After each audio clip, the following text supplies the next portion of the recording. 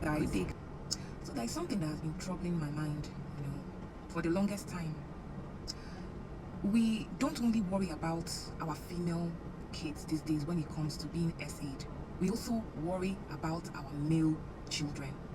Now, a couple of days ago, or more than a couple of days ago, I saw in the news that a mature man was found in his birthday suit with a 1-year-old baby boy, and he was about to grape that baby boy before he was caught and apprehended.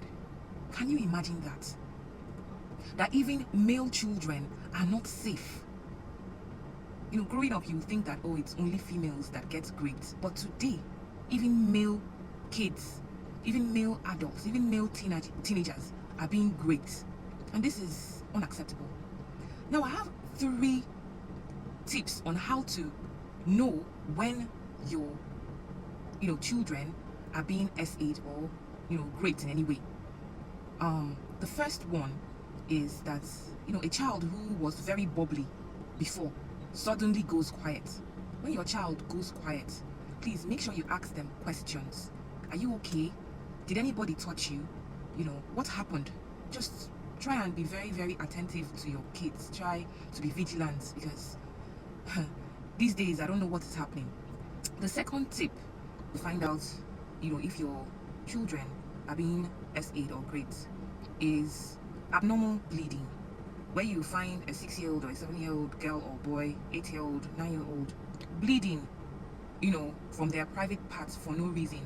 Please ask questions, because most of the time these children are threatened. Oh, I will harm you, I will do this to you if you say anything. So you have to ask your child questions when you see that they are bleeding abnormally for no reason. They don't have any wound, they don't have any, but for some reason their private part is bleeding. You have to ask them questions. You have to be more vigilant. Now, the third way, to know whether your child is being SA'd is when that child suddenly starts wetting themselves. Maybe you scold them and they just wet themselves out of nowhere. They don't have any control of their bladders anymore. Or they go to bed, and somebody who does not bedwet, all of a sudden they start bedwetting. It's a sign that there is trauma.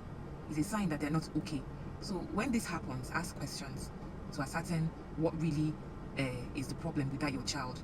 These 3 tips are ways that we can know whether our children are being SA'd, because what is happening in the world today is not something that is nice, honestly.